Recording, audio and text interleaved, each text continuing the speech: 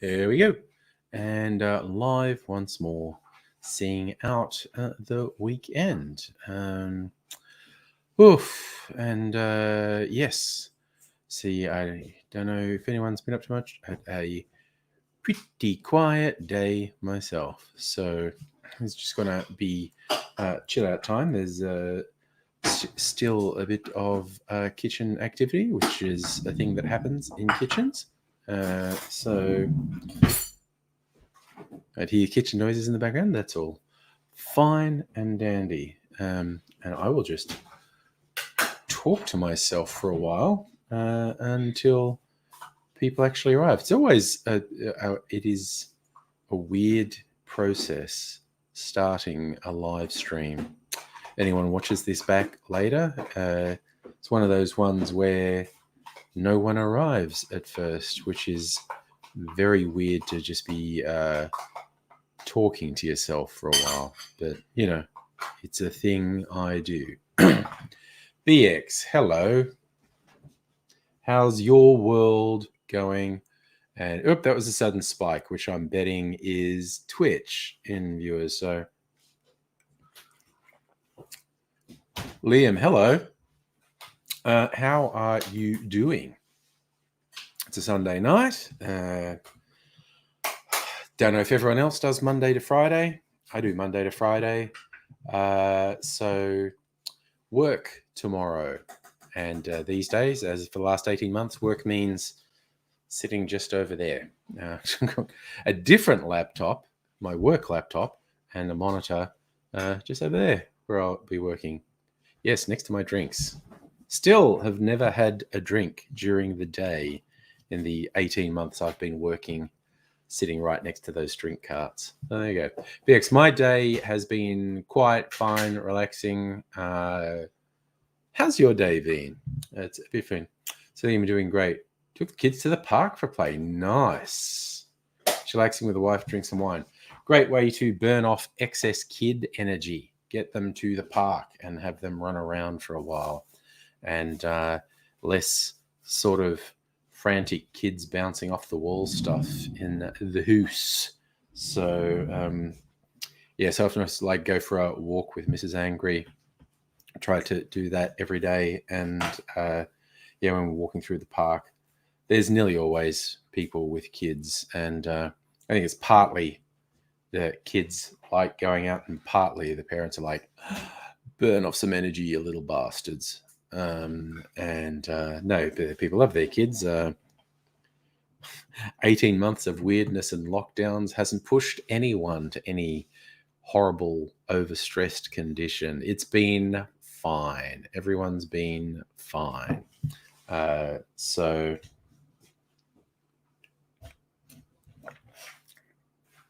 BX, you're glad kids are back at school? Yeah. Oh my God. I think, okay.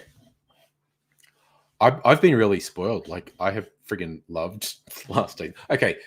Loved is the wrong word because bad stuff's been happening everywhere, obviously, and I'm not happy about that. But adult children working from home, it's a treat. From feedback I've got from friends, the people for whom it has been the most stressful are people who are completely alone and or separated from family. People with kids under 5, people with kids under 5 were losing it. And of course it was a very bad time for some people with their domestic situations, even harder to escape than normal, which is not great. So, and just stresses like people losing jobs, losing businesses and whatnot. And of course, losing family members or getting very sick themselves. So it's been quite a ride. And it's, again, we're not, I mean, I don't know, Australia, we're handling it fairly well. There are other parts of the world that could get a very nasty shock in the next year. It's not impossible for things to take a significant turn for the worse in a lot of parts of the years. I'm remaining hopeful because even with all the crap that's happened and all the people who've died, we basically handled the pandemic better than we had any right to expect we'd handle it. Just the speed with which we got effective vaccines and that type of thing. But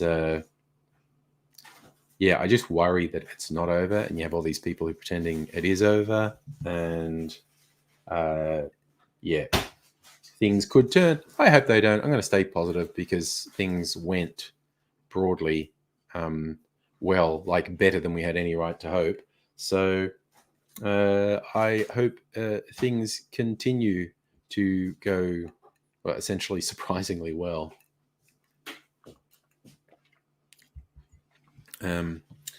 But we can't see the future, and that's always been the thing that's I've found most difficult. Like the experience is different for everyone. Different people will say different things were the hardest for them.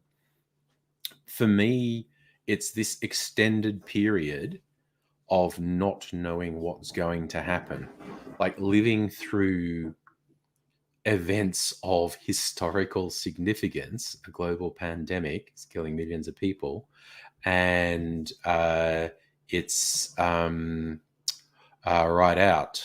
I can see someone needs to suck my cock and fuck right off.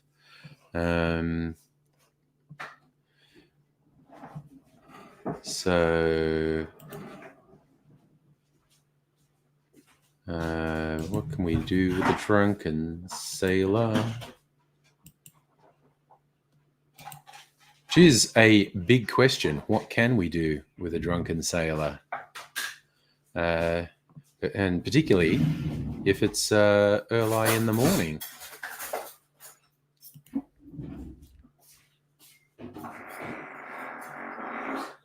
Creaky floorboards in this house. The thing. Hi, Kevy, by the way. And yes, you do speak truth. I try not to give the sad fucks oxygen, essentially. Because all they're really doing is expressing to the world how shitty and unfulfilling their life is and the degree of self-loathing they have. And honestly, I don't give a shit. I don't feel any sympathy for them and their miserable existences. How's your weekend been? Who's there on Twitch? Mike, Kevy, how's your weekend been? I don't know what part of the world you're in, so I don't know what stage your weekend's at. For me, as you see it getting darker outside, Sunday night. Saf, you're watching the car races, trying to race V8s while it's pouring rain in Parramatta. Damn. Okay, Kevy. Daniel Granule. I pointed to him last night. There was a raid last night. What's his name? 420 Jenkins.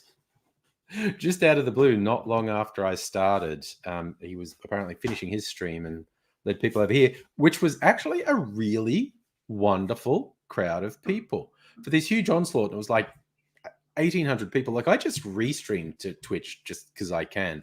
I honestly do not pay a lot of attention to Twitch. I've always been a YouTube person. So yeah, to suddenly have this surge of 1,800 people on Twitch was wild, and they're all really well behaved. Mike, you witnessed the Fridge Ninja. Regulars to the stream are quite acquainted with the mysterious movements of the Fridge Ninja. there's the thing, because I'm actually doing this stream from the kitchen in my house. It's the kitchen. People need stuff in the kitchen. People do stuff in the kitchen. And occasionally someone wants to get something out of that fridge. There's another fridge there. This is mainly my drinks fridge, actually, but there's some other. So sometimes people want to get stuff out of that fridge and they don't want to essentially be seen on the stream. So that's where you get fridge ninja action. So yeah. It's just that's a thing that happens semi-regularly on the streams. Much like I make videos on the stream. I'm not just streaming. Sometimes I am going to do it tonight. I'm going to set up my camera and shoot some video for my cocktail channel, because I've been making this pineapple rum. If you can see properly what's in there, it's pineapple rind and pineapple pieces. Making pineapple rum. And I made pineapple syrup, and I made sort of soft drink called tepache out of it as well. I've been doing how many things can I do with this pineapple? And hello, Justin and Toby, by the way. So I think what I'm going to do, I've got to taste test this, and I want to do it I want to record a thing. This was actually plantation pineapple rum that I've added more pineapple. One of my YouTube friends who also does cocktails, she said, yeah, actually do it with the plantation pineapple, and then you get like turbo pineapple. So, and I've got some more plantation pineapple that I haven't added stuff to. So I'm going to do a side-by-side taste test, see what they're like. Nice, Kevy, Bundaberg Red. I don't have any Bundaberg at the moment.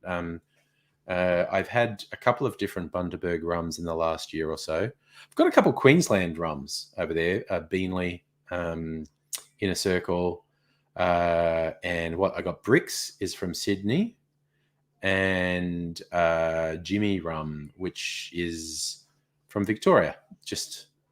It's on the Mornington Peninsula. It's not actually that far away.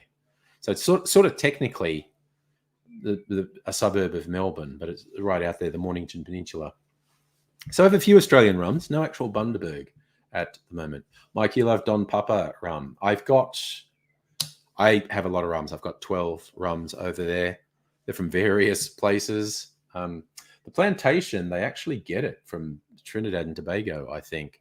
And then they ship it to France, where they age it and do various things. I've got a Martinique Agricole. I've got a Jamaican rum, Smith & Cross. I've got a Cuban rum.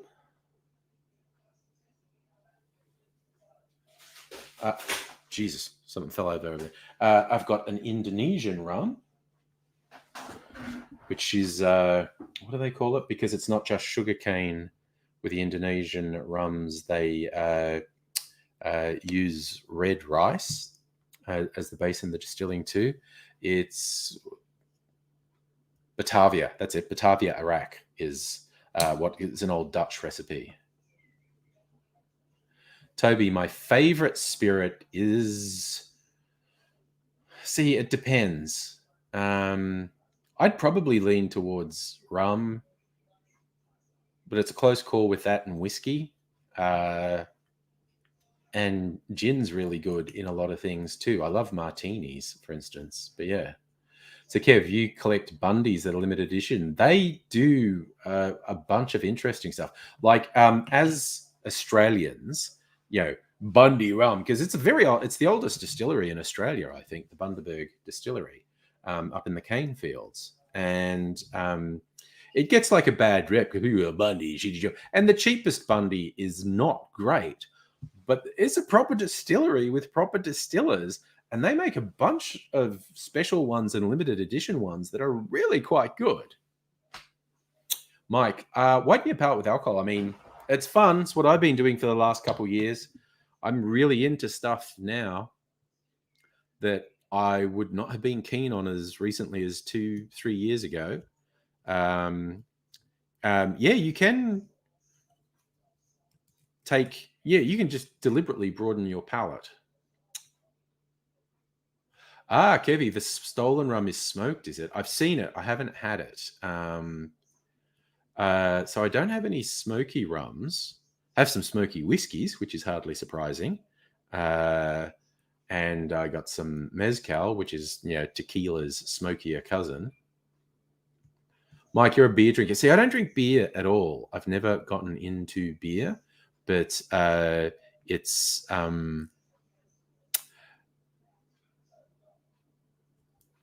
yeah. I was trying to think of the right way to put it, but I don't like beer. But yes, I guess like anyone, I was drinking vodka mixed drinks and then realized that was kind of shit. And then progressively got into trying different whiskeys and gins and rums and brandies and all that sort of thing. Big Bad Ad's Beanley's, kind of like the Frankston of Brisbane. It's a little rough. Well, they make some fine rum in the Beanley distillery. Oh, nice, Mike. You have nice beer in the Philippines. Well, again, it's down to your own palate, of course. And nothing like finding some local stuff that you really like. Kev, you're a craft beer guy, one or two. And I have to admit, you're saying you feel a bit bloated after beers. I used to drink a lot of cider. Same thing. It's bad for alcoholics to get into. He said desperately saying, I'm not an alcoholic. But yes, sometimes people who are like alcoholics with beer think, oh, it'd make me fast bloat. I'll just drink scotch. And then the alcoholism gets so out of control so quickly because, they drink a bottle of scotch a night, which is not good for you. But I like to follow the philosophy of the Irish writer, comedian, Blind Boy Boat Club, stage name, obviously. But he says he likes cocktails because he treats it like mindful drinking. And it's for two reasons. One is you're costing you a lot more, whether you're buying them in a bar or you're making them at home. Per drink, it's more expensive to drink cocktails than beer. So you want to take your time and get your money's worth. But second, good cocktails are layers of flavors. So you can take your time and have a sip and go, what are the flavors happening here? This, by the way, is a cocktail I clarified today. I was shooting some stuff for a video for YouTube, for which I had to make a video and do close-up shots of making videos because I do it all on my own. So I have to sometimes shoot things multiple times to get the different shots I need. So I had another cocktail that I didn't want to drink in the middle of the day. So I did a process called milk clarification, which is always fun. Doesn't always make the drink better, but it's always an interesting process. And I thought, well, I'll have that on tonight's stream, which is what's happening. This has Jameson's Irish whiskey, a red, slightly bitter, aromatized wine called Cucchi Rossa, a yellow herbal liqueur, an Australian herbal liqueur called Ochre Gold, which is essentially modeled on yellow chartreuse. I used it as a substitute for yellow chartreuse because I didn't have any yellow chartreuse. And lemon juice. So yes, comic book lad, not gin. I have a lot of gin. This is not it. And Kev, I think also if you're making your own, or even if you're just watching someone else make a drink, the process of preparation makes it more of an event. So yes, so this kind of looked like gin, is very lightly coloured, even though it's Jameson's Irish whiskey and a red aromatized wine. The clarification process takes most of the colour out of it.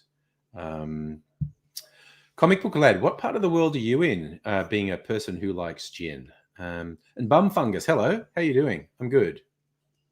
Just got to, again, I'll just throw in for people who don't know, when I'm talking in chat is coming from both Twitch and YouTube. People who are on YouTube can only see the YouTube chat.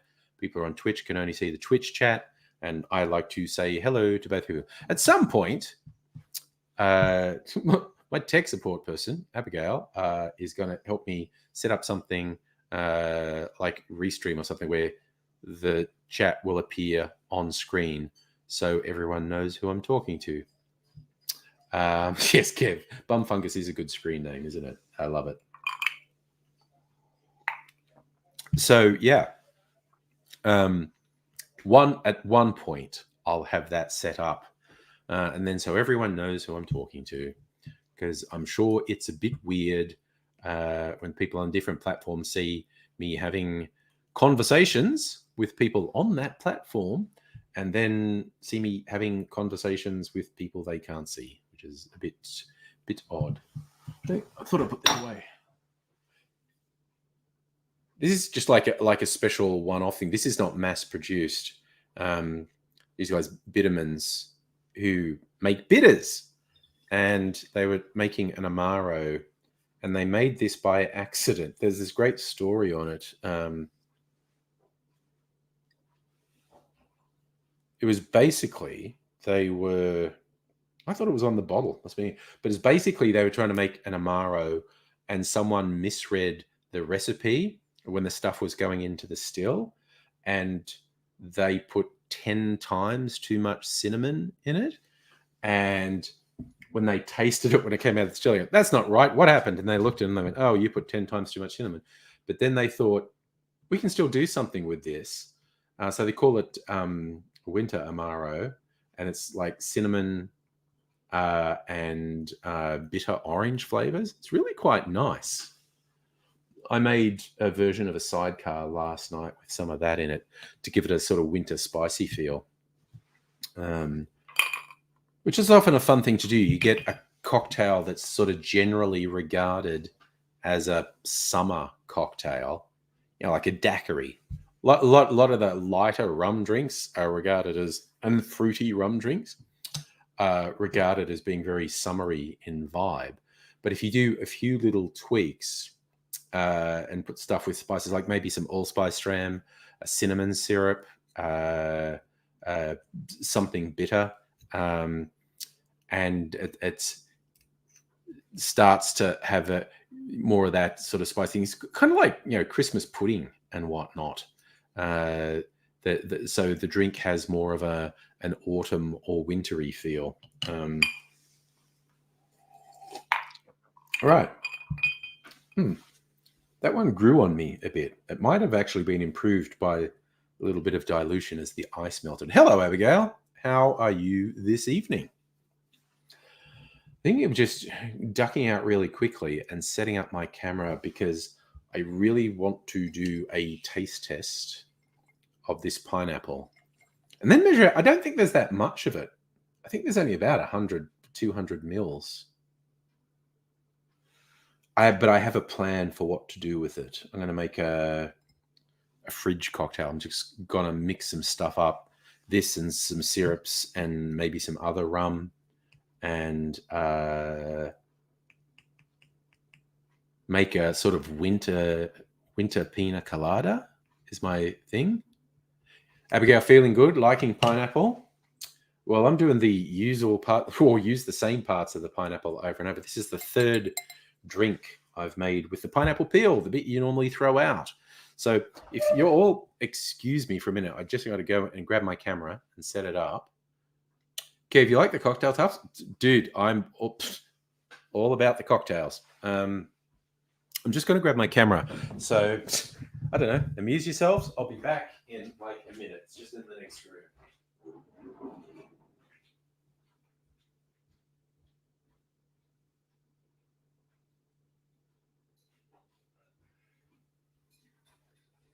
I've been experimenting with lighting too.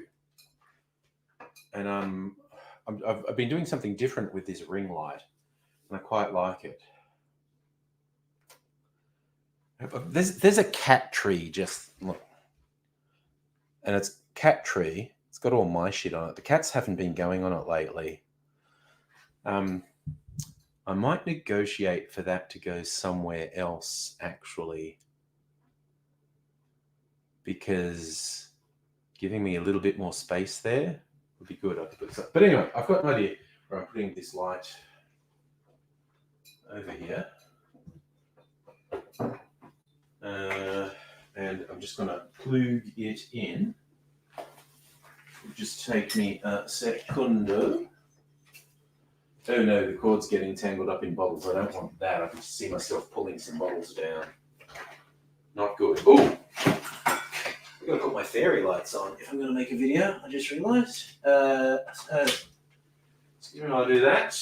And I'll do this. A little bit of that. A little bit of this. A little bit of that. We can do it up.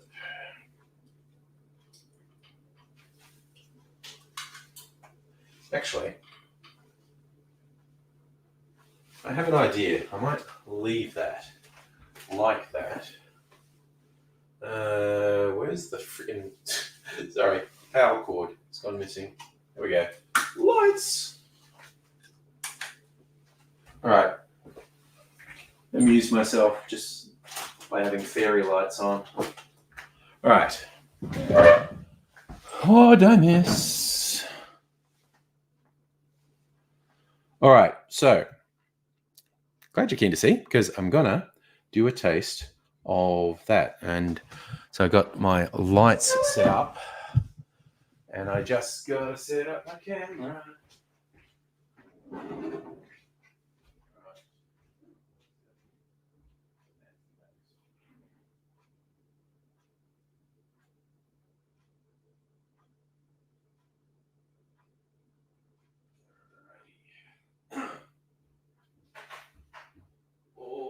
Alrighty, I have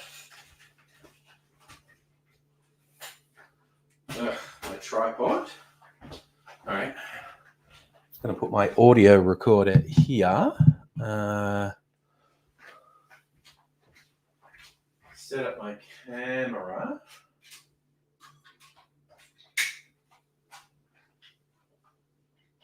All right.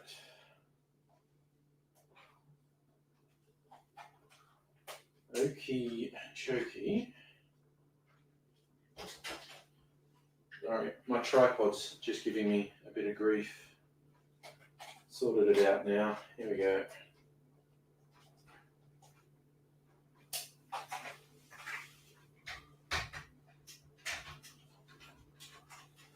Alright.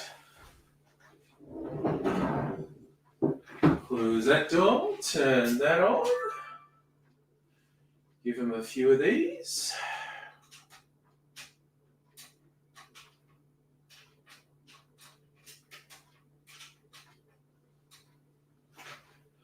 Oh, sorry, I've got to change the setting on my camera.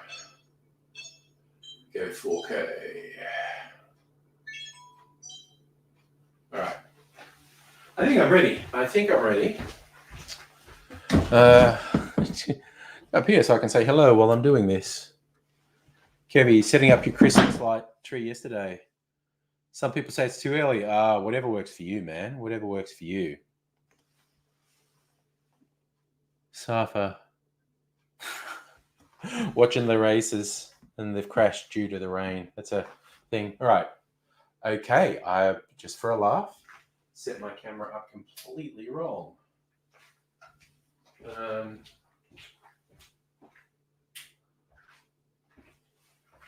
Okay. I couldn't really see what we're doing here.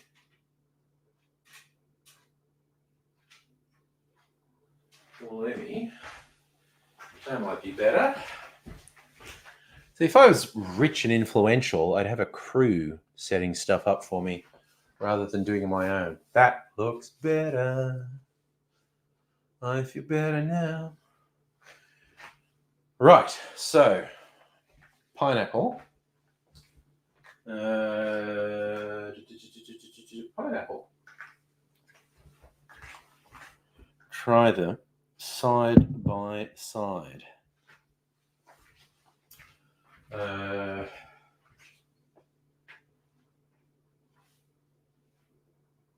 was thinking, why did I come over here? I came over here to get shot glasses because I want to try these. All right, shot glasses. Okay, recorder. Do do do do do. Do do do do. Okay, so you get to see the unedited version of me making this. It'll just take a couple minutes. Won't be long. Okay, recording. recording.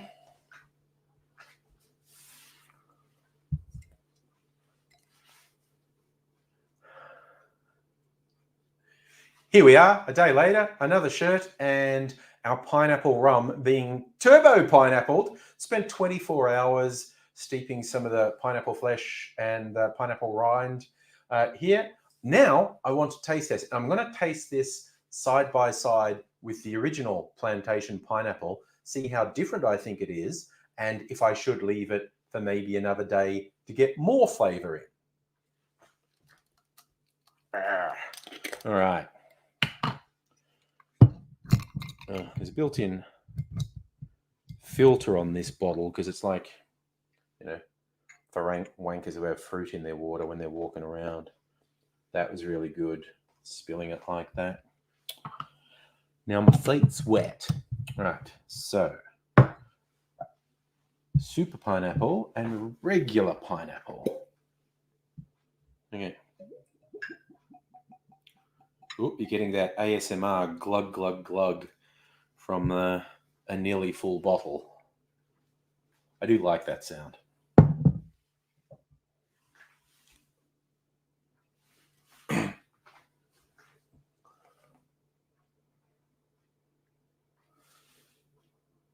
Side by side, there's no real difference. The extra pineapple hasn't colored the rum more darkly, but now is time for a taste. I think I'll taste the straight out of the bottle plantation.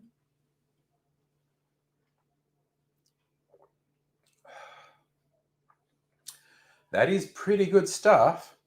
And now, is this even more pineapple?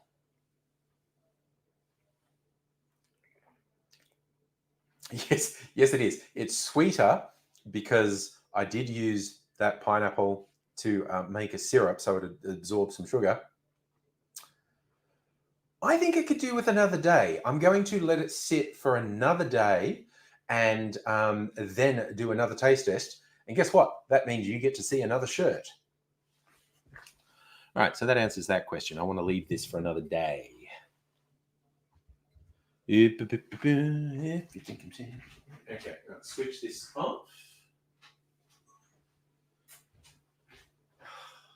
Oh. May or may not make another video in this stream. We'll see. What I might do in the meantime is just drink this stuff. All right. Settling a dune. By the way, my Martini glasses on my shirt. One of my newer shirts. Hey Raiders, how's it going? Just doing some taste testing of trying to make a super pineapple rum. Start with a rum that's already been aged with pineapple macerating in it. And putting some more pineapple in it. Because I want super pineapple rum. All right. So I'm just going to pour them. I got some of this stuff that had been ice that I had to take out of the freezer. Is also pineapple and rum. And do.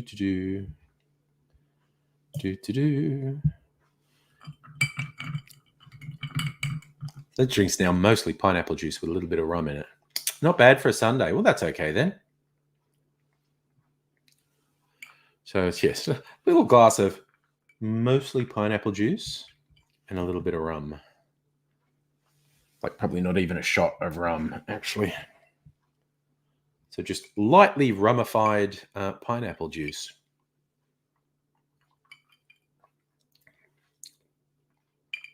Tastes good. That tastes really good. Real Clint, hello. Good morning to you in Germany. My YouTube live stream is just under the name Angry Aussie.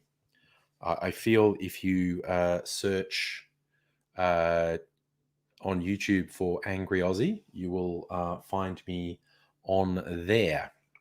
I have more than one YouTube channel. This stream is on the Angry Aussie channel. Raiders, did I get out? I went for a walk. I think that was the only time I left the house. Slept in a bit. Was a bit of a big night last night. Slept in a bit. Mrs. Angry made pancakes, which was nice. And then she made soup at lunchtime. So friggin' spoiled today. And we went for a walk in the afternoon. So that was my Sunday. I did exciting stuff like laundry and whatnot. Exciting life I lead. And yeah. But it was good to get out and have a walk. Try to do that as often as possible, most days. Stroll a stroll around the park. I feel like I want to show off my shirt, which involves moving the laptop back a bit. I just need to shuffle some things, which also reminded me a thing I wanted to show you. Mrs. Angry found that she has a plot in a community garden. And look at this mint. And this is just normal mint that has somehow just grown into enormous size. Smells fantastic and minty. Ooh, what's that? Can you put this in the fridge for me? Okay. You can have some if you want. Ramu bottle grape. Oh, okay. Sangria. Oh, sorry. I'm just going to put this soft drink back in the fridge. Kevy, you got out and then the rains came. Didn't really rain here today. So I'm going to make a cocktail for my channel and then say, and now we'll just put a little mint garnish, and it's going to be in a small glass. And I'm just going to put this stupidly large mint and say it's a garnish. I have to work out exactly what I'm going to do. And yes, you could make a hell of a mojito with that, Kerry. You absolutely could make a hell of a mojito with that. Right, let's put this drink back in the fridge.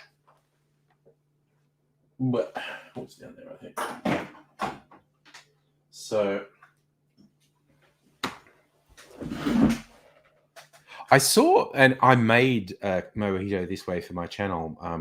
Someone who's had a travel channel on YouTube, he said, "Oh, there's this place in Cuba where I like to go that has the best mojito," and the way they make it. Because a mojito is really simple. It's white rum, mint and sugar, and like topped with soda, basically, and lime. I think you put lime in a mojito. I don't make mojitos that often. But the way the guy in this bar made it, he had the mint leaves in like a tall glass like this, mint leaves, sugar, put some granulated sugar in, and with a spoon just mixed it pretty vigorously for like a minute or 2 minutes. And so he hasn't absolutely pulverized the mint, but he's kind of ground the sugar into the mint, which has started to release all those fantastic mint flavors and slightly liquefy the sugar. And after doing this for 2 minutes, and then builds the rest of the drink, the soda, the rum, and the lime, and the ice, does make a good mojito. That is it's really funny. You bring that up. Like, I don't make mojitos very often, but it's like, if I make one, I'll go, oh yeah, mojitos are fucking cool. Why don't I make mojitos more often? They're great. Hello, Kirsten. So I'll try and find it for you, Kevin. I mean, I did it on my channel, but you might want to go to the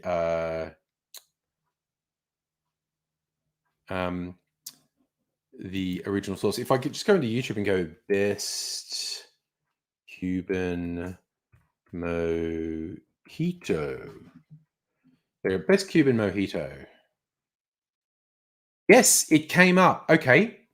Possibly for me because I've already seen it before.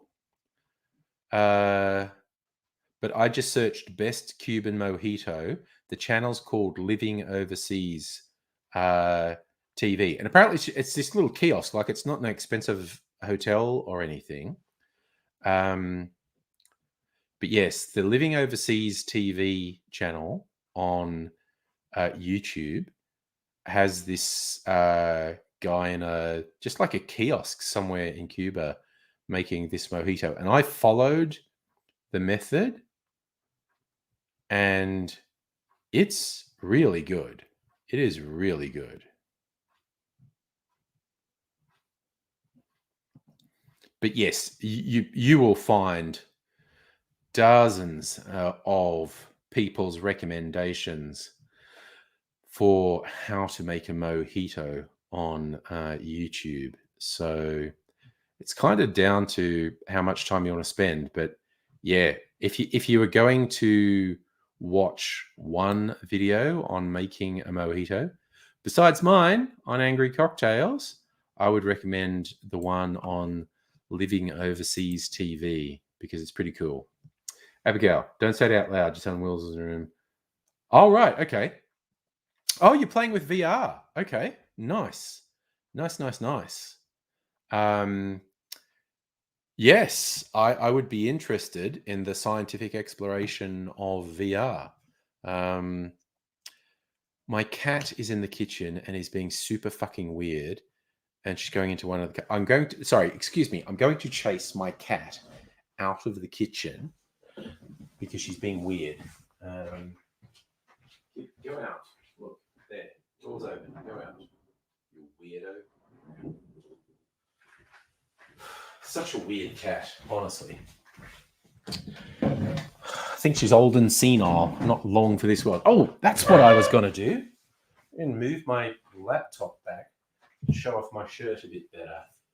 Just excuse me, I got distracted by my giant mint, my comically large mint, which, yeah, almost seems like a novelty, not a real thing, but it's a real mint that Mrs. Angry found in a garden. Community garden that she works in. All right. Now, straighten this up. Put the camera down a bit more. See, now you can see my shirt. I just wanted to show off my shirt. What it's all about. BMath. Recommendations. Okay. Moscow Mule. A very simple recommendation. For those who don't know what a Moscow Mule is, purely and simply, it's vodka and ginger beer. Okay? You do other things. Big winning suggestion to you. Make a mule with anything but vodka. And I mean anything. Like, experiment with whatever you've got. I've seen people make mules with whiskey, with gin, with rum, with brandy. Literally, make the mule. Yeah, an Irish mule. Make it with Irish whiskey. Yes. Do whatever your recipe is for making a Moscow Mule. Do it the same, but instead of vodka, use literally anything else. Okay, you want something different. Okay. Have you had a dark and stormy? That's a popular rum and ginger drink. Am I being too samey by saying other ginger drinks? I mean, I'll just tell you the ones I like. I like really friggin' boozy drinks. The New Orleans style drinks are a particular favorite of mine. Behemoth doesn't have to be too strong. Just use less rum. Just use only a little bit of rum. Robot Man Greg, good evening to you, sir. Yeah, I mean, the drink's only as strong as you make it. Yes, there are recipes that say use that much, but if that's too strong for you, just use less of the things. But I mean, a really nice light drink, a classic is a sour. Whiskey sour is probably my favorite, but again, literally any spirit. Probably second most popular is a rum sour, but a whiskey sour, just do like 2 ounces whiskey, 3/4 of an ounce lemon juice, half an ounce of sugar syrup. I like it to be foamy, so use egg white or something like Wonder Foam or chickpea juice, which is also called aquafaba. It goes shaky, shaky, shaky, and then put like a dash of bitters on top of the foam. A whiskey sour fucking rocks in my book. Beamoth, your friend in Louisiana loves dark and so. Friends in Louisiana, they're probably into a few good ones, but again, down that way, down in the south, there's a tradition of really quite strong boozy drinks. A lot of them with French names. Sazerac's not a French name, but there's the Sazerac. What is it? The Old Quarter, the Vieux Carré. Beam off. I hope I remind you of them in a good way. That you get a lot of great New Orleans drinks. Yeah. And very French influence. So there'll be cognac and whiskey and oh, you love the guy. Well, that's good. I'm happy that I remind you of someone who good friend. It's great. It's excellent. So yeah. So whenever anyone asks me drink recommendations, I sort of, well, what do you like? And then it's like, do you want something that's really boozy? Do you want something that's light? Do you want something that's sweet? Do you want something that's fruity? Do you want something that's herbal? Because there's all these ways you can go. Okay, but you know, if you like gin, simple, there are a couple of really good simple gin drinks. Martini to start with. I fucking love martinis. Speaking of which, there's my freezer martini out. I can put it back. I love martinis, just gin and dry vermouth. Yes. But a gimlet. So like gin and lime juice and sugar syrup, or gin and lime cordial is another way. There are a couple different ways people make gimlets. Okay, martini's too strong for you. Try a gimlet, which is depending how you make it. I'll get a good recipe. Oh god, my mouse is acting up. I think my mouse. Why are you flashing, mouse? Wasn't working before.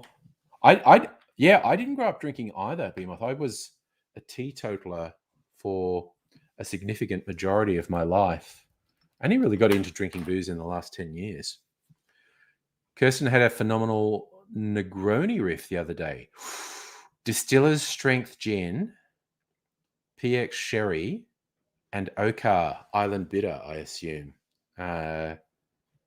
That's a boozy. Again, Beamoth, Negroni might be too full on for you. But a Negroni is traditionally gin, Campari, and sweet vermouth. So doing it with sherry is a fun switch up. But Campari's too bitter for me. The bitter I think Kirsten's talking about from Okar, which is Australian, is also too bitter for me. Tastes better than Campari, still too bitter. But I have a couple of alternatives that still bring the bitter notes, but not too full on for me.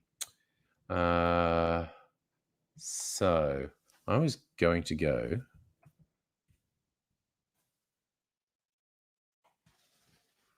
So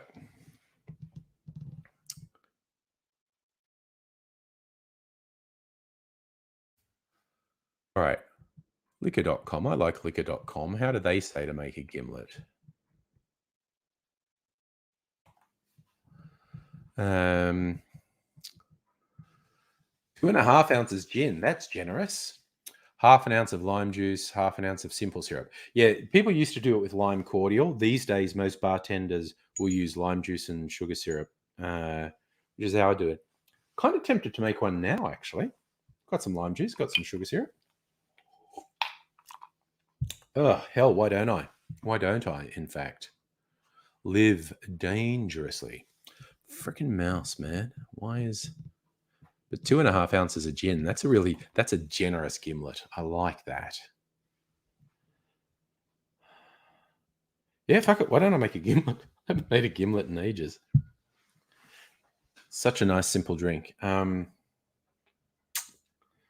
to think which sugar syrup I'll use with it.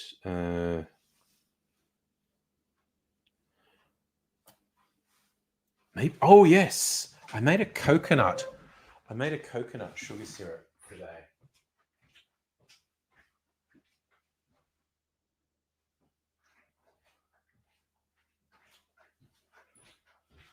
And it's a little bit too much for the bottle I put it in. So if I make one, I'll do it. So, what did I have in this shaker? Is it okay to use? Oh yeah, it looks fine. Just got to rinse my shaker because I'm a professional. All right. So, what gin do I use? I'm thinking of the Archie Rose Bone Dry because it's such a good gin, but maybe something a bit citrusy, in fact. Something a bit citrusy. What do we have here? Ooh, lemon aspen. Why not? Or actually, I have quite a few gins.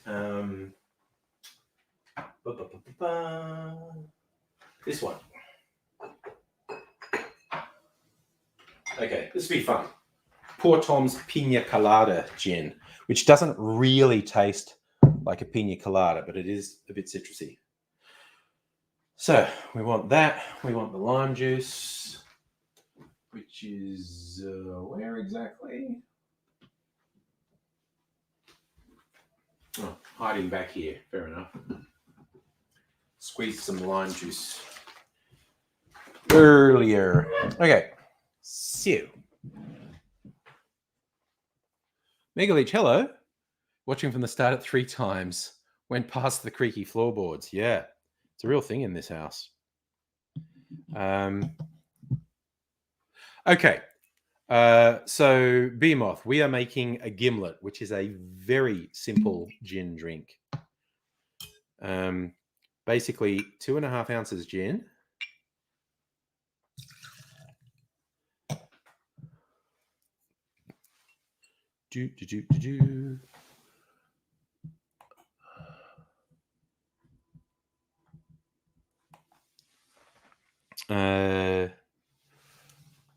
Shit, my brain just stopped working. Okay, so 2.5 ounces of gin. The way I'm making it, half an ounce of sugar syrup. Glug, glug, glug, glug, glug. And half an ounce of lime juice. You could make it with lime cordial. If you had a decent lime cordial, that's how it used to be made. These days, most bartenders will go for fresh ingredients, fresh lime juice and sugar syrup, rather than using a lime cordial. But yeah, it couldn't be easier. If you had a good lime cordial, just however much gin you want, 2.5 ounces, and an ounce of lime cordial. Oh, now I want ice. And I want a glass too, really. You know what? I'm not going to stand on ceremony. I'm just going to have it in my fucking rocks glass, which is not kosher, but...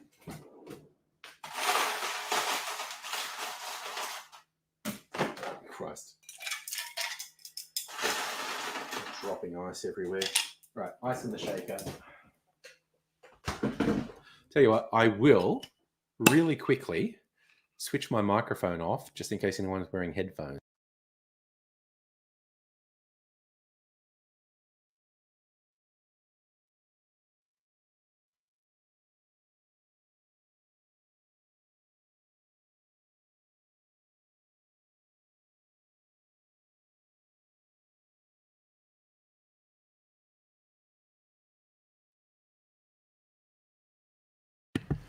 Had to go get my strainer. Not that I'm too worried. I mean, you can just dump it in there and drink it with the ice. I don't care. But yes, you should serve this in like a coupe, Nicanora, maybe even a martini glass. But I cannot be bothered. And I'm just going to have it in this.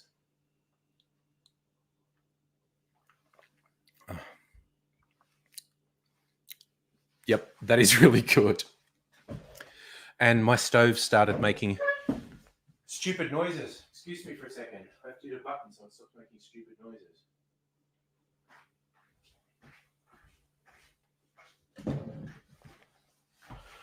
Okay, hopefully it won't make any more stupid noises this stream because it bothers me. You probably can't hear it, but it really bothers me.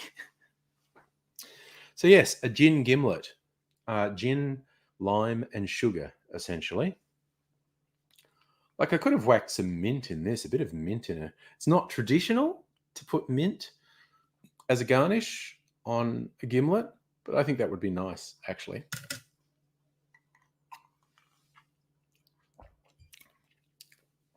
That's really nice. It's like really simple. Yes, Kirsten, the stove is singing the song of its people, which is super annoying. Super annoying. But it's gone now, so that's good. And I can enjoy my gimlet in peace. That is a good point, Kirsten. I've had mint. It's a south side. See?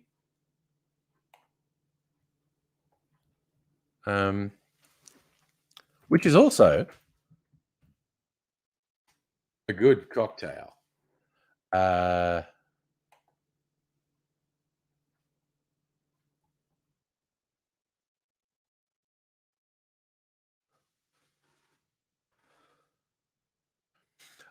Now, with a south side, you shake with the mint in the tin. I was thinking of just putting a mint garnish on. But yes, so again, Beamoff, you want to make the drink slightly more exotic and you have access to mint, gin, lime juice, and sugar in your shaker. Muddle in some mint leaves, then shake it with ice with the mint leaves in it, and then strain it. And you got a south side.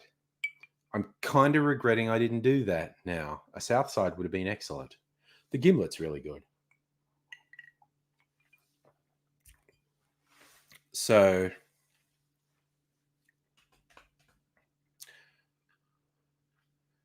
yeah, the South Side's a really good drink. Whenever I hear the name South Side, I think of that old Moby song from Play. It's like where he talks about the East Side and we say, "Here I am now going to the East Side."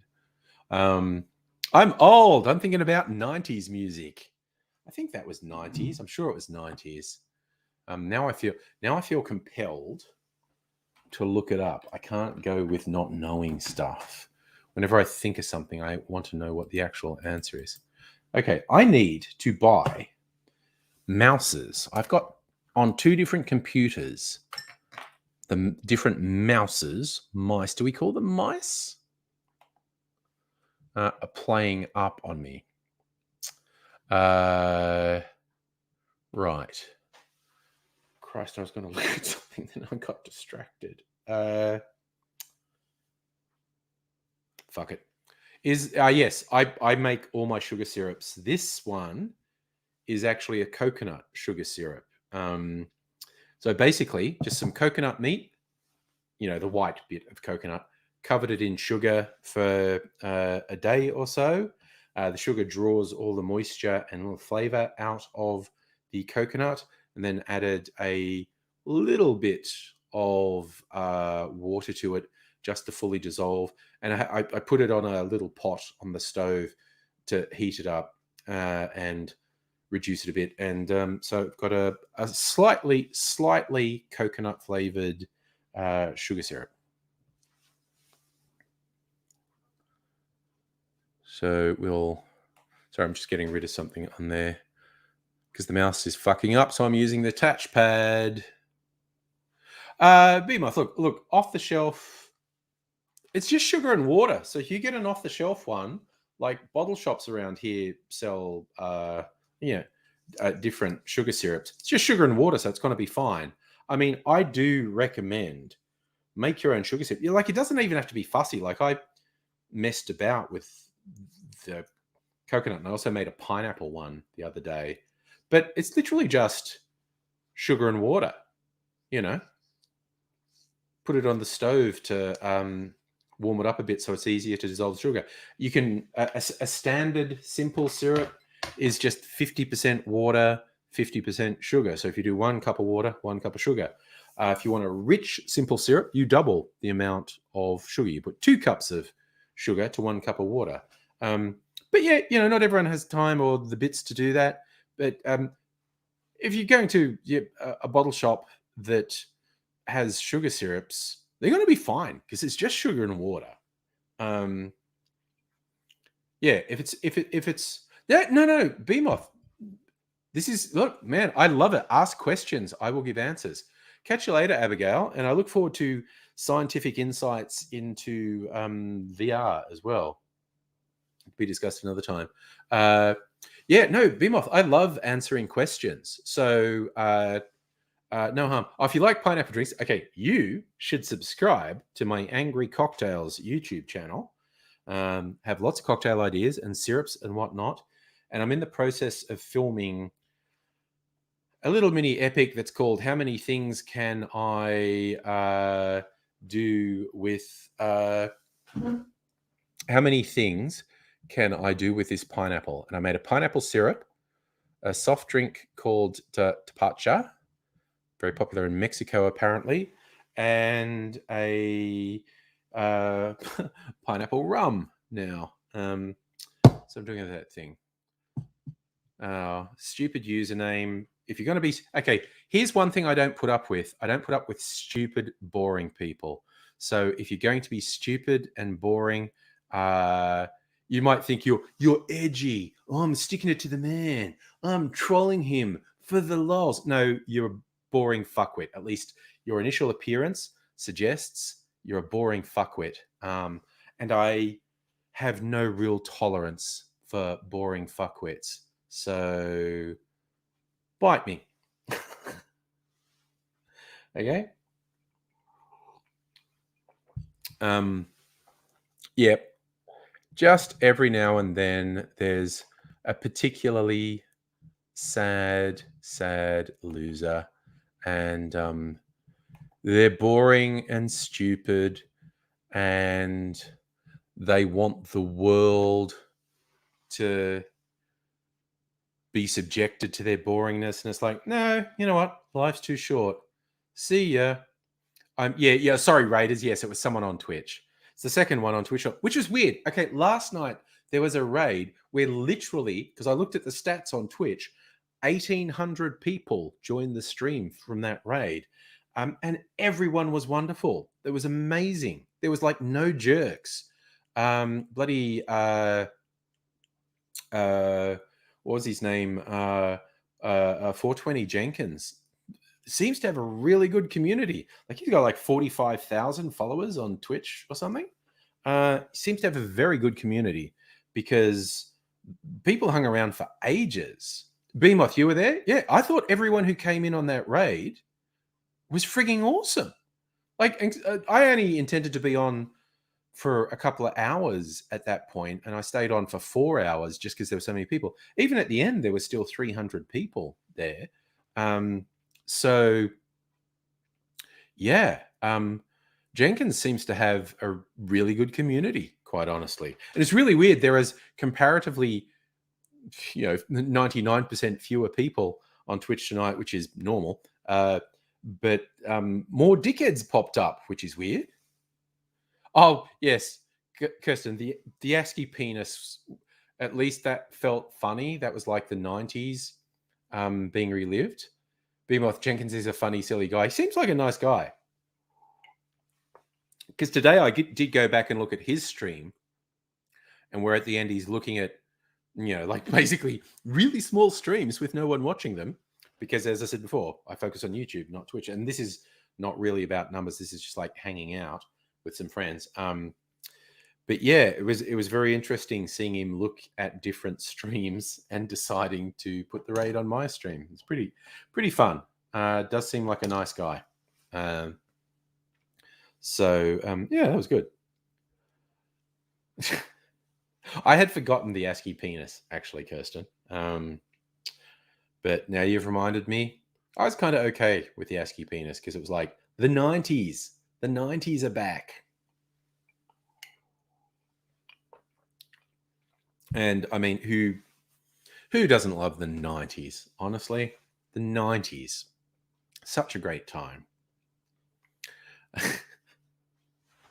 I'm old, want to go back to my youth. No, I'm fine. I am fine. Okay, again, Beamoth, you inspired me to make that Gimlet, and I really enjoyed it. It was good. Simple drinks can be so good. Like, you'll often get, particularly in fancy bars, people trying to be overcomplicated and having a million different ingredients in a drink. And they make good drinks, but simple drinks are great too. Kevy, going to have dinner? Thank you. Man, I stream like 4 or even 5 nights a week. Just hang out, chill streams, basically. So if you like to hang out and be chill and have a bit of fun, love to see you back. Yeah, Raiders, the 90s. I love the 80s, honestly. 80s, 90s, late 80s, 90s. Very good time.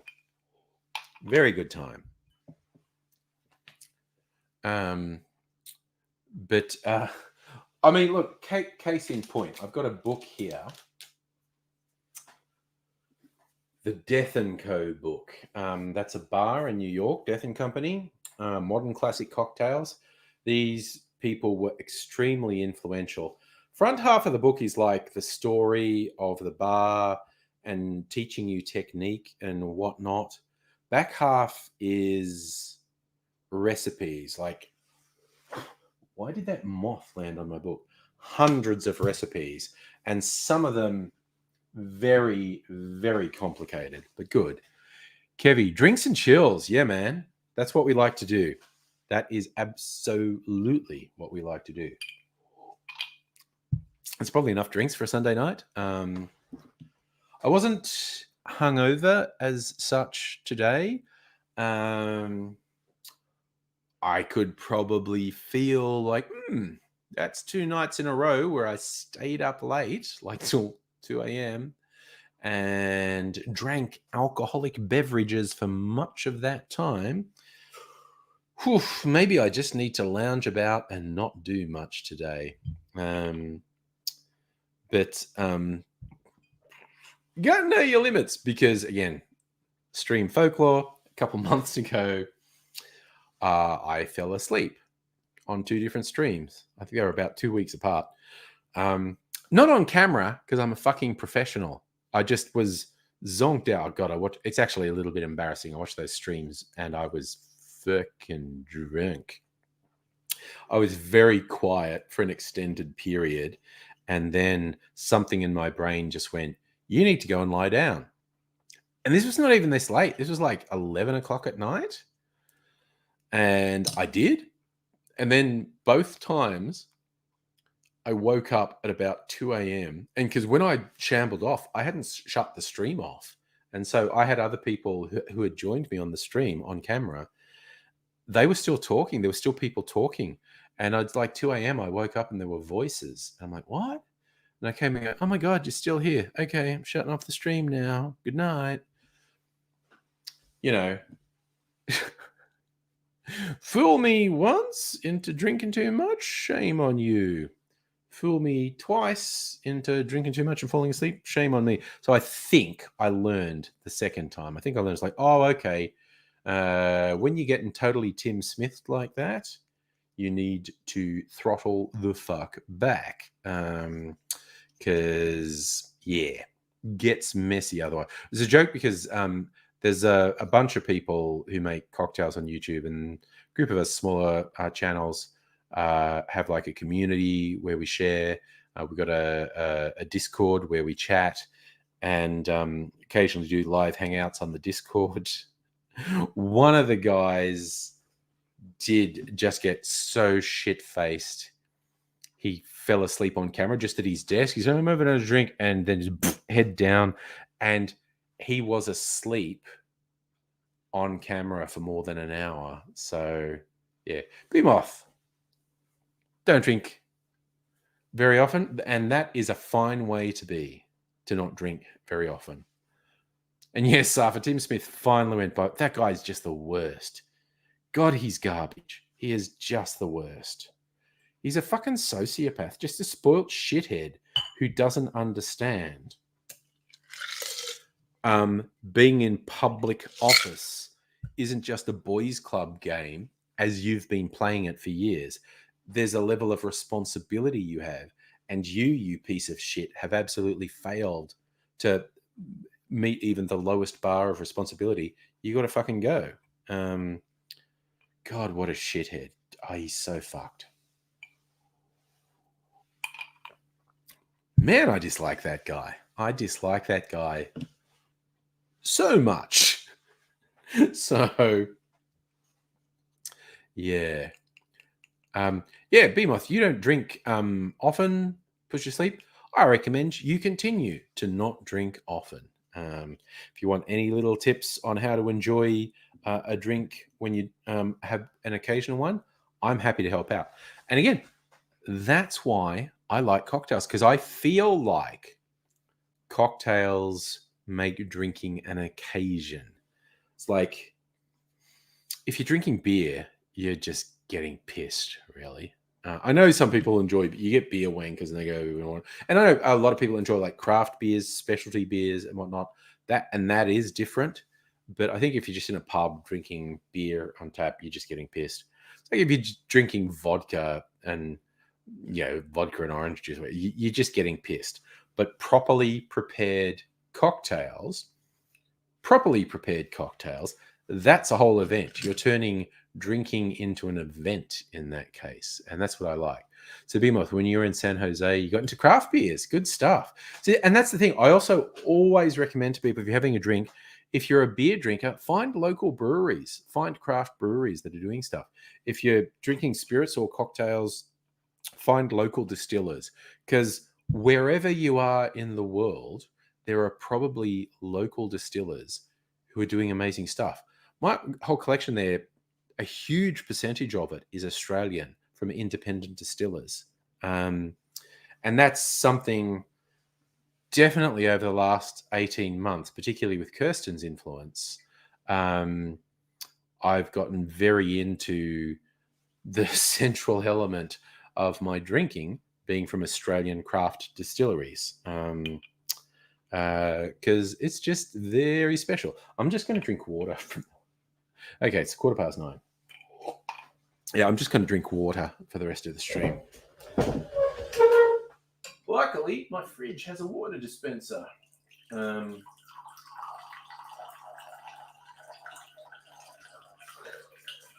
literally just thought, man, for a party,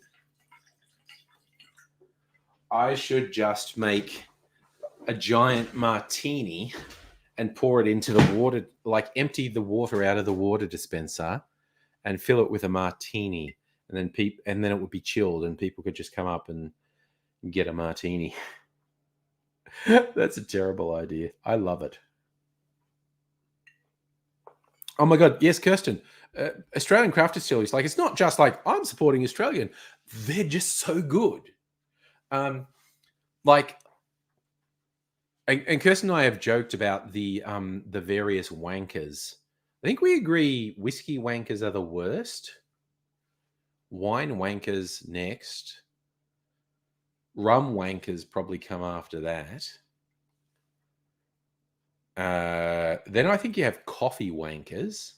Then it's like maybe me, which is the anti-vodka wanker, because I will lecture someone on why not to drink vodka or why not to use vodka in cocktails. If you want to drink vodka straight because you found a vodka you like, that's different. Vodka in cocktails, waste of time. Then I think you have like chocolate wankers under that. But yes, Australian distilleries, they're just making such good stuff. So be my friends from your hometown drink so much, drink light beer so they can pound them all night. Oh, dude, that's not good. That is not good. Sounds like where I grew up. Raiders, I agree. Tim Smith is a professional hypocrite.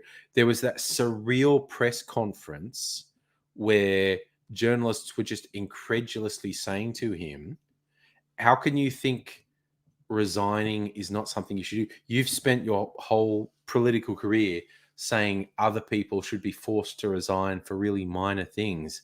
What's wrong with you? And he's just a fucking sociopath. He's a narcissist.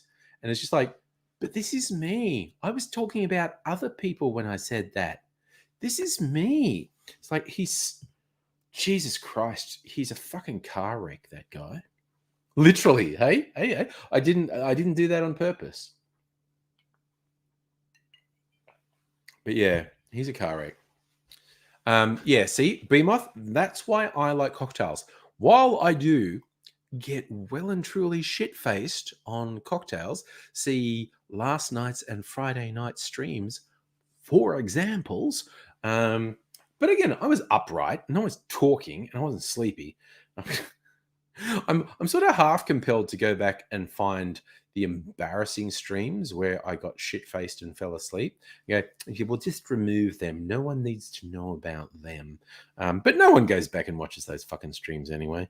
Except weirdos, absolute weirdos. But I think I'll leave them. But I'm also thinking, is it bad that I find it easier to keep the talk up on the stream if I had a drink or two?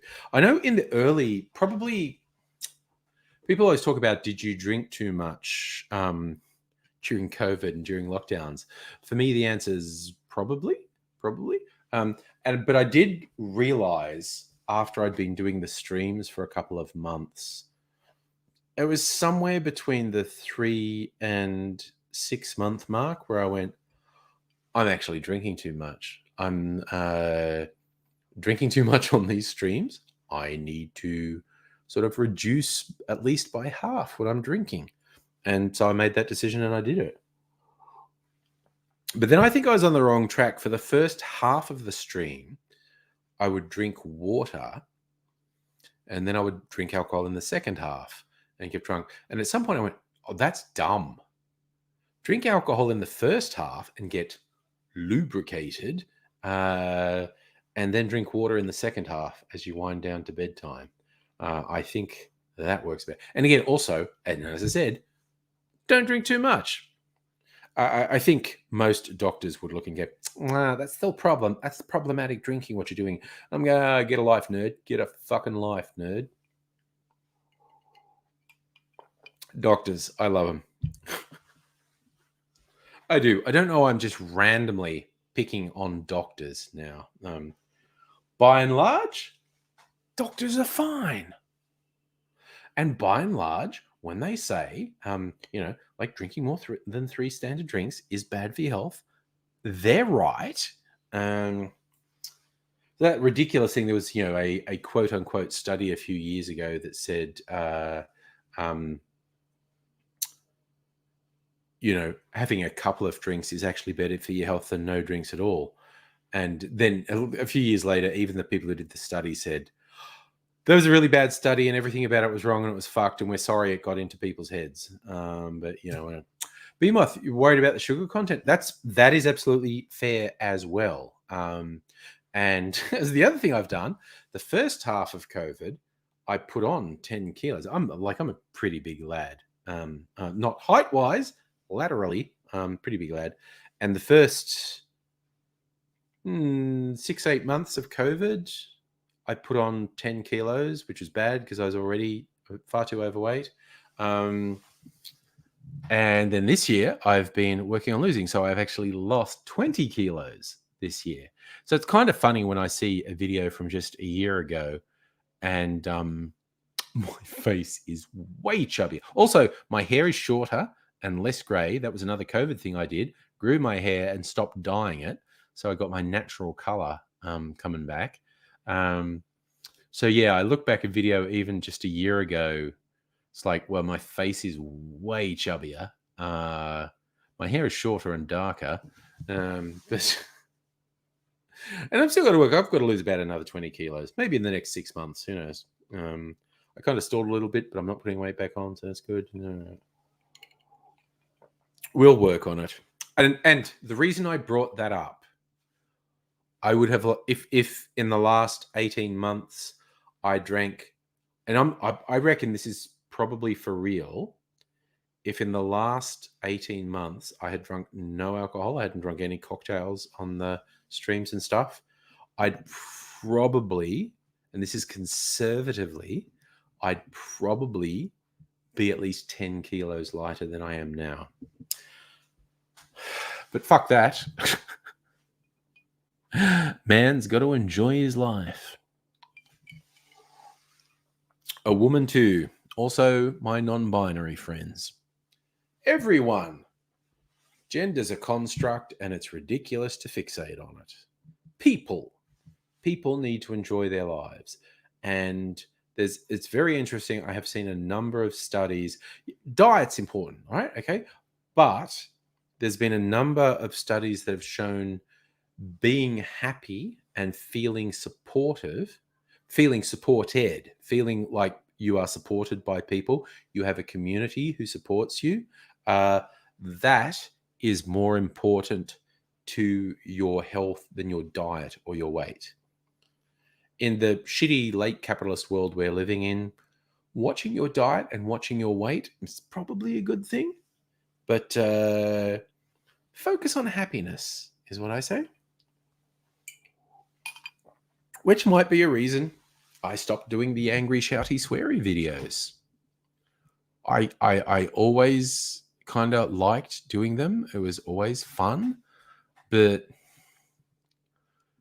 I thought, well, I did that. I did that for nigh on 15 years. And it's like, time for another chapter, basically. That's what it came down to. Time for another chapter in my life. I looked at the angry videos and went, I don't see any benefit to myself in continuing to do these. I can imagine significant downsides to me continuing to do this. So I don't think I will do them anymore. And also COVID was weird. COVID, the first couple months of the pandemic was really fucking with my head. Like when we just didn't know what was going to happen. We didn't know if we'd ever have a vaccine. And it was super fucking paranoid. Like, Mrs. Zangri got her will done and everything. And, it was a weird fucked up time. And I thought, these angry videos aren't helping my mental state. I think I'll just hang out with friends. And that's where these streams came from. Just having chill hangouts because we all needed it. We all needed it, basically. And so that's why, I don't worry about numbers and stuff. Like, I was never going to be huge on YouTube. There was a period, and this is literally between 12 and 15 years ago, where possibly if I'd made some different decisions and done some things differently, and if my timing had been a bit better, I could have been big on YouTube. I could have been like, a professional YouTuber. I made money from YouTube, but I was never a professional YouTuber. I had day jobs. But that was like, I'm not joking. It's at the very least 10 years ago, I just went, well, I'm never going to be like, the big YouTuber. So I'm just going to have fun. So I kept doing the videos because they were fun. And then, at the early stages of COVID, I realized COVID was fucking with my head, and it was not being fun because it was fucking with my head. And I thought, I think I'm probably not the only one. I just want to hang out with people because we're feeling isolated. So I started doing the live streams that it's just like chill and hang out. So yeah, don't worry about numbers and YouTube and making a living because to make more from YouTube than I make in my day job, which I don't hate. I don't hate my day job. To make more on YouTube than I do in my day job, I'd have to be in the top 1% of the top 1% of YouTubers. And that's never going to happen. I don't feel like a defeatist. I don't feel negative in saying that. I think that's just realistic. I think that's just rational and sensible to address that, realize that, and acknowledge that. So keep doing my day job and only do YouTube if it's fun. Beamoth, my day job, I'm in IT. I'm a business analyst, which is where all my communication skills come in because I write documentation and I also do presentations and I run workshops and stuff with people for the development of IT systems. Currently, and for the last couple of years, like almost 3 years, I've been working in cybersecurity, the sexy world of cybersecurity. And it is actually pretty interesting. Safa should claim from Medicare. You think I should be a professional therapist?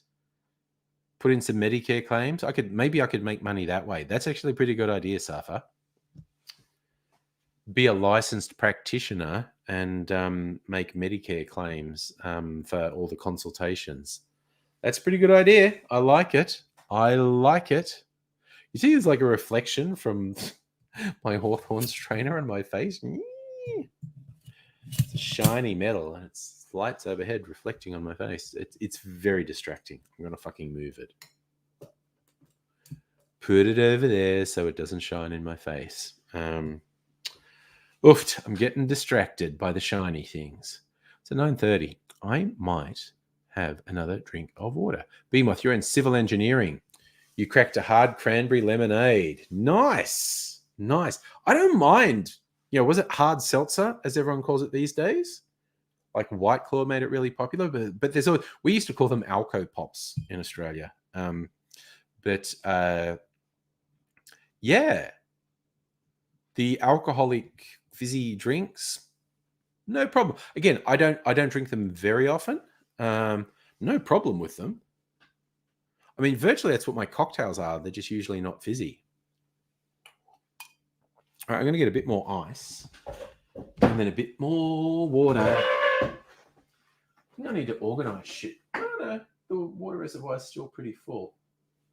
You see my fridge, it's like my vermouths and there's my mixes and stuff in there. And there's a bunch of sodies. Oh, maybe I'll have a sodie, actually. We've got a bunch of like no sugar sodies here. Actually, maybe one of these. Okay. The famous soda company. 0 sugar, pink lemonade. Okay, I'm having one of these. No alcohol, no sugar. Which means it's got one of those low-calorie sweeteners in it.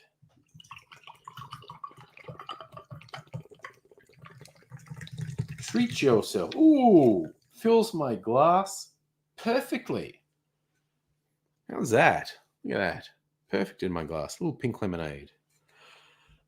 Because I'm a manly man, and pink drinks are the manliest drinks. Let's put my lime juice back in the fridge too, actually. Keep fresh. All right. I had intended to use these pink lemonades in cocktails. Oh, Kirsten, have you had these? See, I don't think I bought them and I never drank them.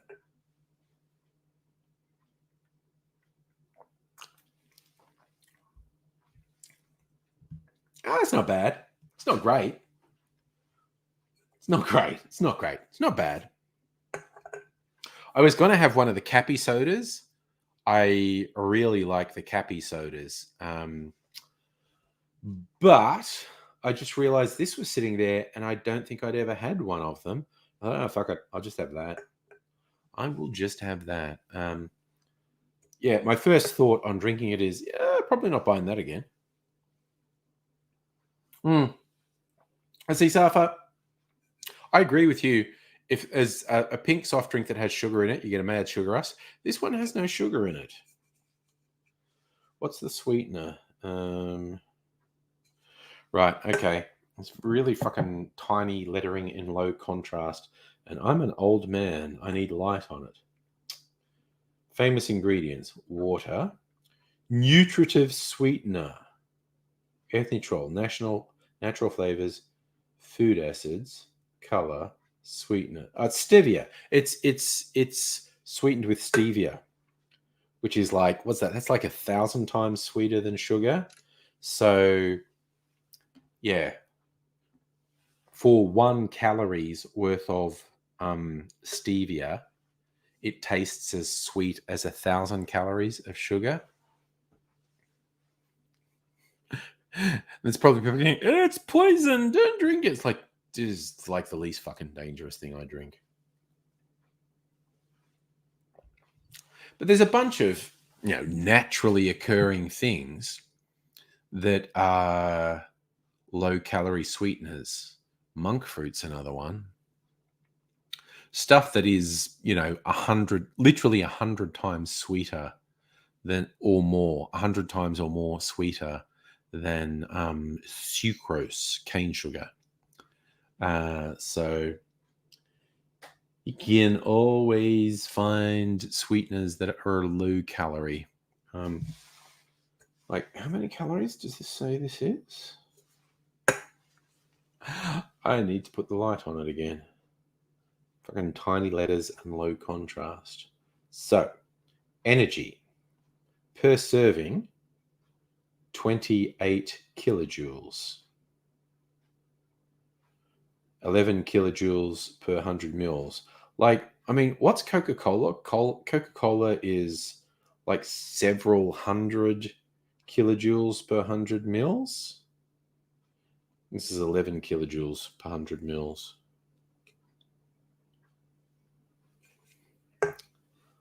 So not many kilojoules, basically. Safa, what's the most dangerous thing I've drunk? Look, that's a sub. I think the answer to that would be subjective. The stuff that could have most easily killed me with alcohol poisoning, if you want to say that, that would be the Polish rectified spirit, which is like 93% alcohol. Very easy to kill yourself with alcohol poisoning. Calories in kilojoules, Behemoth. I've got a converter. It's one of the first apps I put on my phone, a converter. Energy. Temp, time, tone, volume. Acceleration, area, data, density, force, length, power, pressure, speed, temperature, time, torque, volume, weight. Where's calories? Kilowatts. Temperature.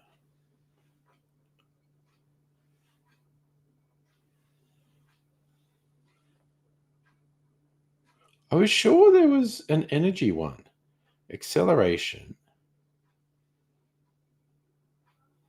Area. Data.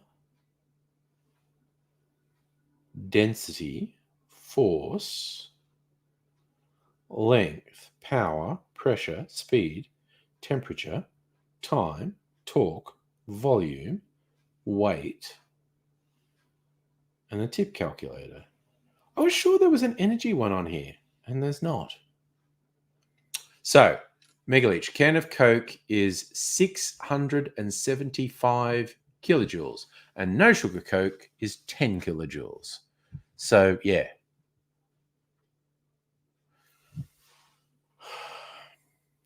Kilojoules are bigger numbers than calories, is all I remember. I don't remember what the I'm really weirded out. I was sure my conversion tool had energy on it, and it doesn't. Behemoth, you looked it up. Good man. Good man. 4.1 kilojoules to a calorie. Yeah, that would be, because I remember Tab Cola had the song, every can has less than 2 calories. That makes sense.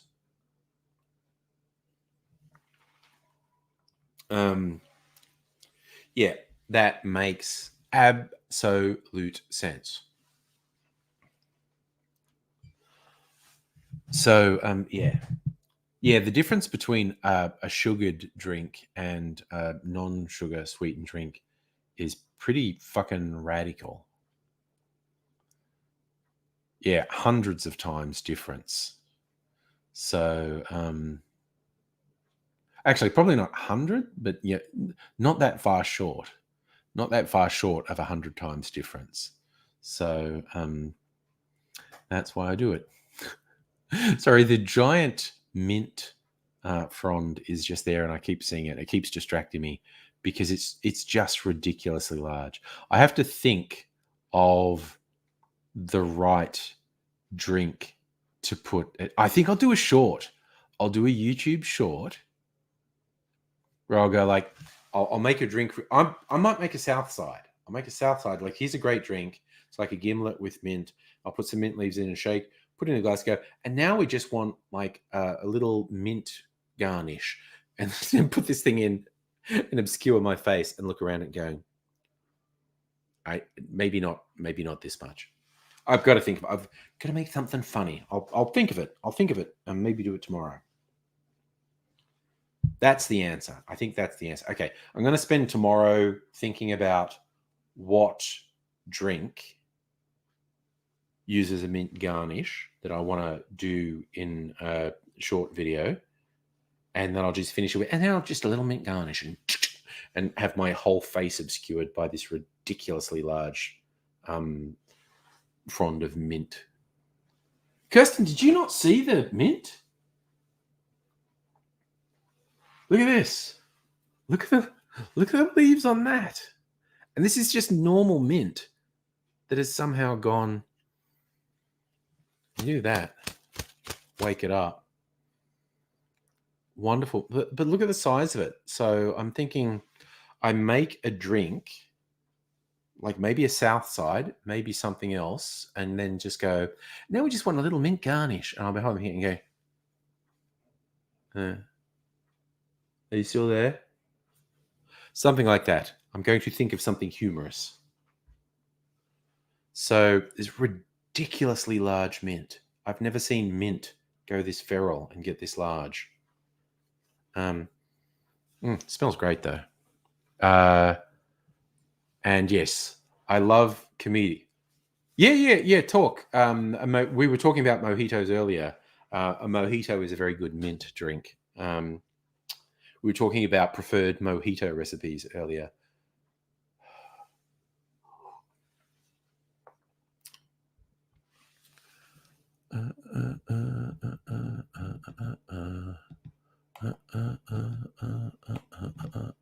Yes, Megaleech, that is indeed what she said. Literally, in fact.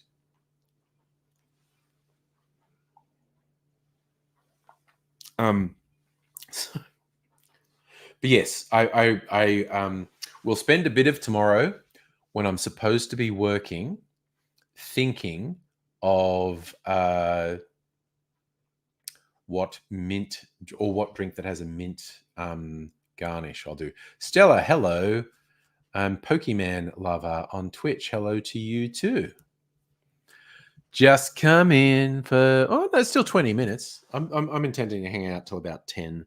So another 20 minutes. Talk. A mojito has made you taste it. Oh yeah, no. Sense memory. Sense memory is amazing.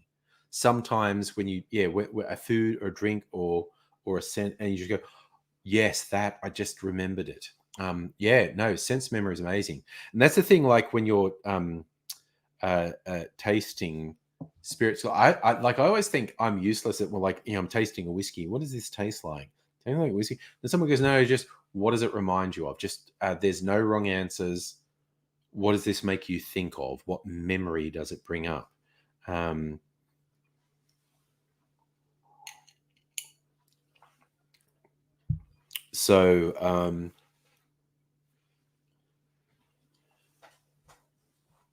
Sense memory is a fairly amazing thing, quite honestly. And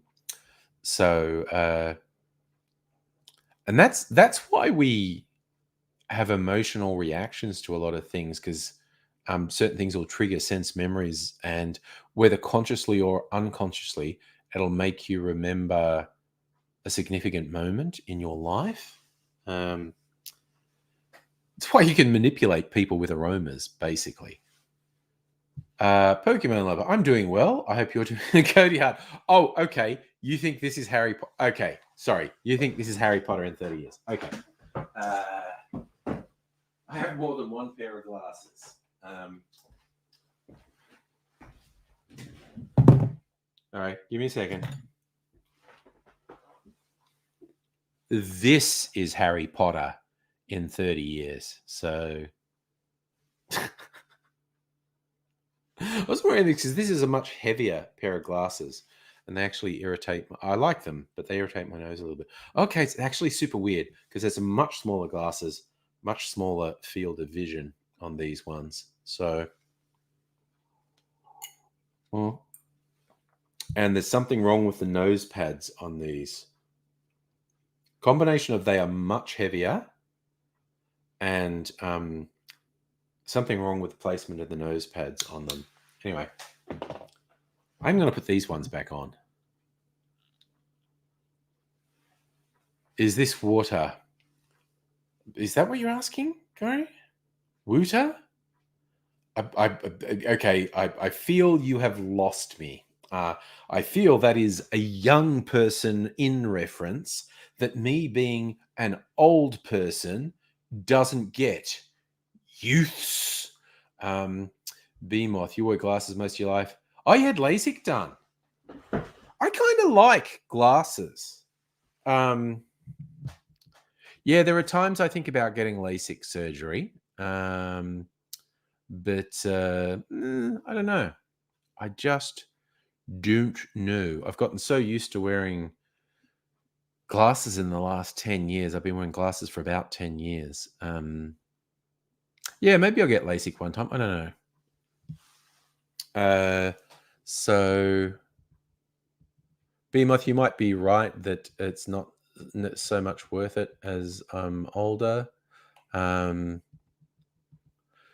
I don't get your pimp skimping, dick hipping slang. Yeah, see, brother, you've got me. You've got me, the pair of you.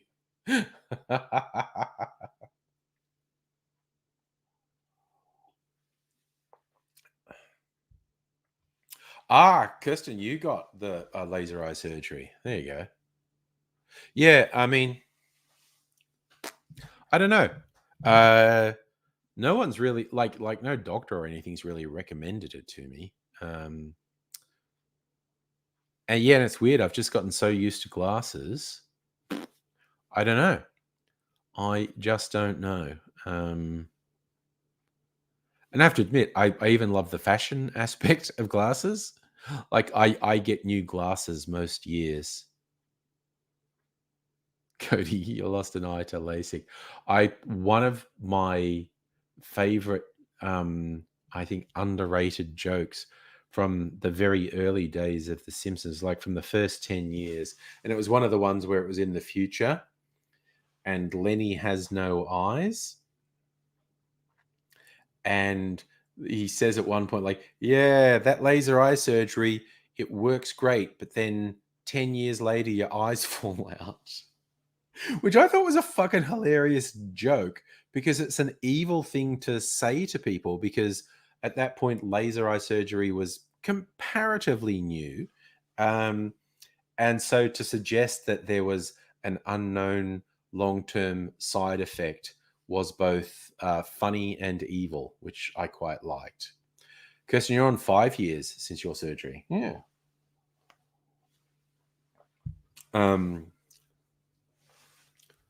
Yeah, it's just never really come up for me.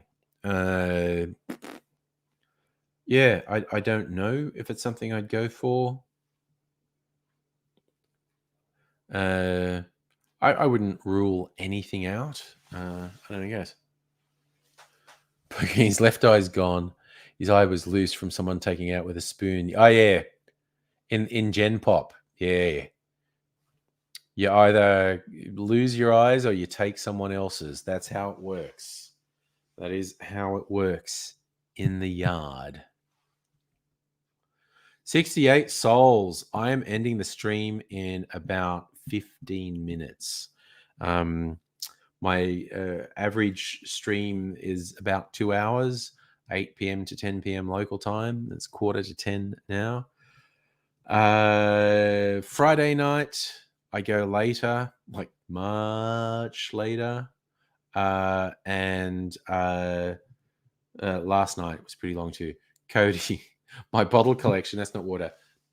There's only about 200 bottles there. I don't know, 100? Wait, I counted them. It's like 3, 6, 9, 12, 15, 18, 21. About 100 bottles. There's about 100 bottles there. Yes, some strong flavored water in there. What can I say? It's yeah, when you get into collecting anything, you start a serious collection, you just keep going. Because you freak people out by reading small text far away. Look, again, I'd like to be able to read small text far away.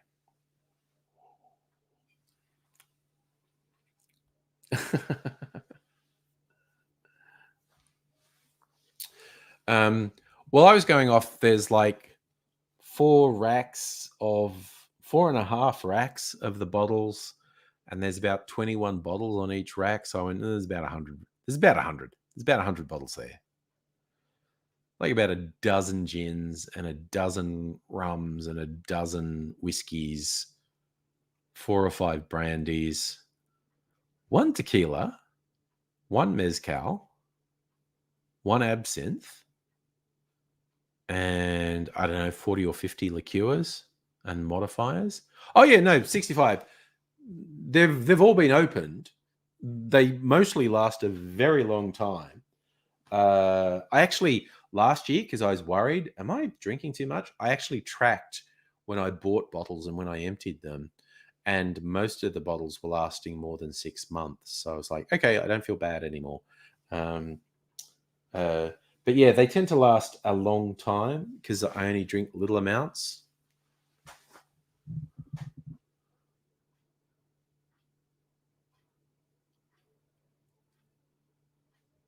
$68. What's my favorite bottle in there?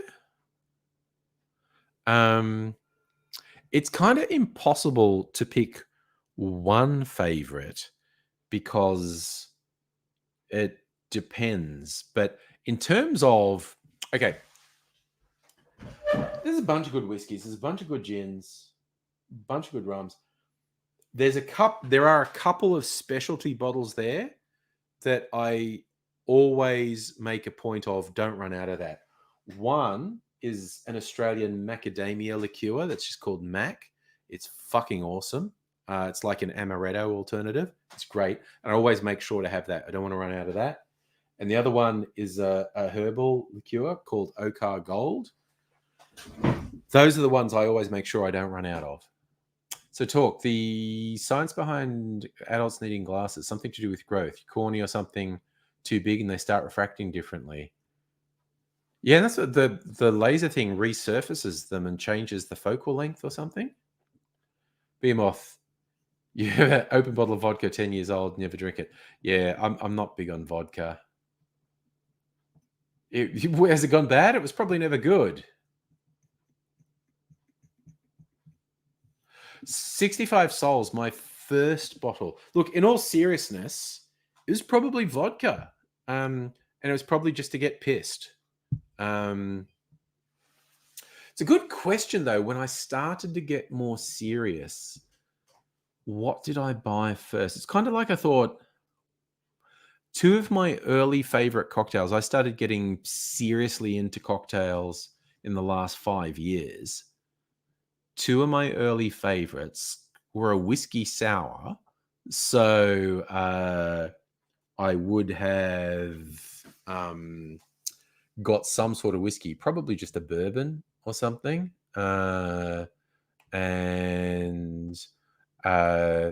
then a brandy to make a sidecar. I had a sidecar when I was out one time, and I really liked it. And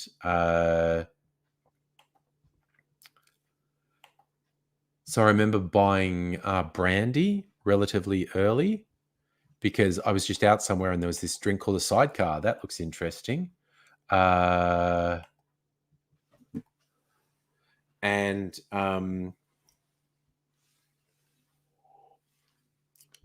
yeah, I would have early on. I would have got some whiskey, and it was literally when I found out I liked whiskey sours. I probably just got like Jack Daniels or Jim Beam or something. Nothing particularly fussy. And then when I discovered I liked a sidecar, I would have got some brandy. I was much later to the party with gin, getting seriously into gin, and rum as well. 68 Souls. This collection is double the size it was at the start of 2020. Put it that way.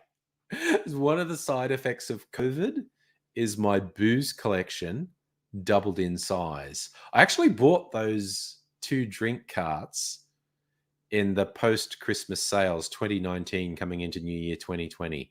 So I actually bought these 2 drink carts in post-Christmas sales 2019. And no word of a lie, my collection is twice the size it was at the start of 2020. And also in terms of what it's made up of, at the start of 2020, probably only 10% of what I had was Australian, if that, and now 50%. All the gins, 80% of the whiskies, and 40% of the rums are Australian, and a decent whack of the liqueurs are Australian.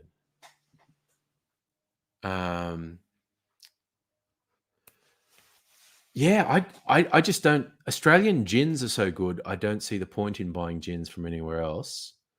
There are specialty whiskies. So I've got an American whiskey, like I got Wild Turkey 101 because it's a good mixer. I've got an Irish whiskey, Jameson Stout. I've got a Scotch, Talisker. But then I've just got a bunch of Australian whiskies. And again, rum, you get very specialized regional rums, but I've got a bunch of Australian rums. Beamoth, my favorite gin currently, the Archie Rose Distillery's limited bone dry gin. Fucking awesome, because I love a martini, and the bone dry makes a really good martini. So that's probably top of my list at the moment. Archie Rose make great drinks, and they think bone dry is the best gin they've ever made. And so 68 Souls collector's bottle. I've got some one-off bottles there. I've got stuff that's limited runs from distillers that when it's gone, it's gone. I've got a couple of whiskeys that are sort of special edition whiskeys, and they're just gone. When I drink them, they're gone. You can't get them again. I didn't pay a fortune. Like I paid $120 because they were limited run things. Not those ones where you pay thousands because it's a 60-year-old gin or whiskey or whatever. But I've got stuff that when it's gone, it's gone. That's it. Oh, Beamoth dry. With gins, there's a couple of different types of gins, and it's only a comparative term, but there's sweet and there's dry, and they are the opposite. And honestly, it takes a fair bit of comparison tasting of gins to get, okay, so that's a sweeter gin and that's a dry gin. And you get gins that are more citrus forward, like the botanicals that are in them have sort of citrusy flavors, fruit flavors. So this one that I made a gimlet with earlier is very much a sweeter one. And they call it a Pina Colada Gin. So this is kind of a citrus forward one. It's definitely sweeter. And the Archie Rose bow dry. Okay, Kirsten, don't do it till Wednesday. Thank you. Well, I was waiting for the what do we call it? The honey one. But if something else is coming out on Wednesday, I'll wait. Oh, 68 Souls, least favorite. Okay. And this is, okay, Kirsten, who's in the chat. Okay, so 68 Souls, you're on Twitch. Kirsten's on YouTube. Kirsten is like my mentor for the Australian distillery. She works for Australian distillery. She's currently working for the Archie Rose Distillery in Sydney. When I met her, she was working for Starwood in Melbourne. But with gins in particular, Kirsten's a gin queen, and she got me onto basically why Australian gins are so much better than the rest of the world. So in terms of my least favorite, it's gonna be like mainstream gin brands like Gordon's or something. Just like no, please. Again, they're not awful, but they just suck compared to the good quality Australian ones. Oh, Behemoth. I have more than one YouTube channel. I think in my Twitch profile, I mentioned my cocktail channel on YouTube. I don't stream on that channel. I do pre-recorded videos on there. My original YouTube channel is called Angry Aussie, and that's what I stream on, as Megaleech just said. 68 Souls, what can't I get sick of? Get sick of anything if you drink too much of it, but my current favorite cocktail is a slightly complex one. It's a very boozy cocktail called a Woodson and Ford, and it's rum, apple brandy, sweet vermouth, and Benedictine, and some bitters. And it's fucking awesome. I love it. And you can really mix up. You just use different rums. You use different apple brandies. Use different vermouths for that matter, and you get a different drink. And I've got some really different rums in particular there. I've got some very different rums. So I can make a Woodson and Ford a dozen different ways. And they'll all be subtly or really noticeably different.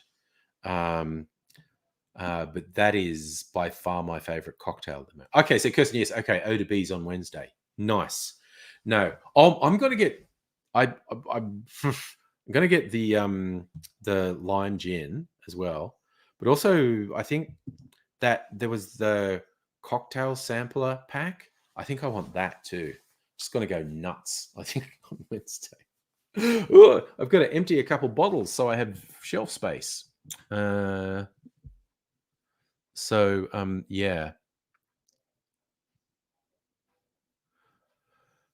Talk, that's a really good question. And technically, people are creating new alcohol styles all the time because there are rules that define what gin is. There are rules that define what whiskey is. There are rules that define what vodka is. So if you make something that's influenced by those, but doesn't fall into those categories, you're making a new sort of spirit or liqueur. It's like, I know there's a few distillers who've been making what they call, like, it's like a botanical spirit. It's kind of like rum because gin has to have wow, I forgot the word, juniper. Gin has to have juniper in it. If it doesn't have juniper, it's not gin. So, and vodka has to be neutral, or it's not. But you do get flavored vodkas. Technically, that's not being vodka, but whatever. But if you do a distilling process and put a bunch of botanicals in the distilling, but not juniper, you're going to end up with something that's not vodka and not gin. So you can call it whatever you want. And again, rum has particular rules if you're strictly going to make something and call it rum. So a lot of people are making spirits that are based on sugarcane, which is the base of rum, but they don't follow the rules for rum. So they end up calling it a cane spirit. And it's its own. So technically, you can make new alcohols all the time. And yes, Kirsten, good point. The one I'm definitely going to get from Archie Rose on Wednesday is a distilled honey beverage, which they're calling eau de vie, and it's basically its own category. It doesn't fit into any established category. And yes, talk champagne is based on region, and there's also particular rules. It's the same as cognac is a subset of brandy. Cognac is a wine brandy, but it has to come from the cognac region of France, and it has to follow particular rules with the grapes and the preparation and whatnot. Same as Armagnacs from the Armagnac region. But, you know, it's basically distilled fruits are called brandies. If someone just calls something brandy, that probably means it's distilled grapes. So you get apple brandy, and you get, you know, all the brandies, and so it's like distilled fruit essentially. But yeah, if you people do come up with new stuff all the time. It's very hard to get people to understand that you've made something totally new, though. It's kind of like tequila has to be made in particular regions of Mexico, or it's not tequila. Whereas people in other parts of the world, including Australia, make agave spirits, which is like technically it's tequila, because it's using the same base plant and the same production technique. But because the rules, you can only call it tequila if it comes from particular states in Mexico. So it's not tequila, it's an agave spirit. And people find new ways to do it. And yeah, you get moonshine, but, you know, unaged spirits and whatnot.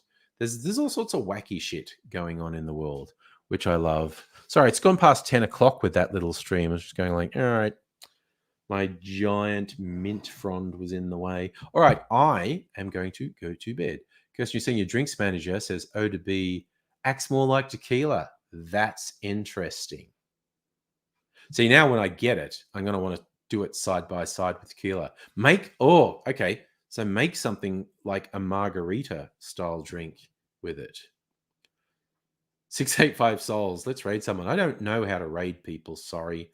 I'm old and don't understand Twitch at all.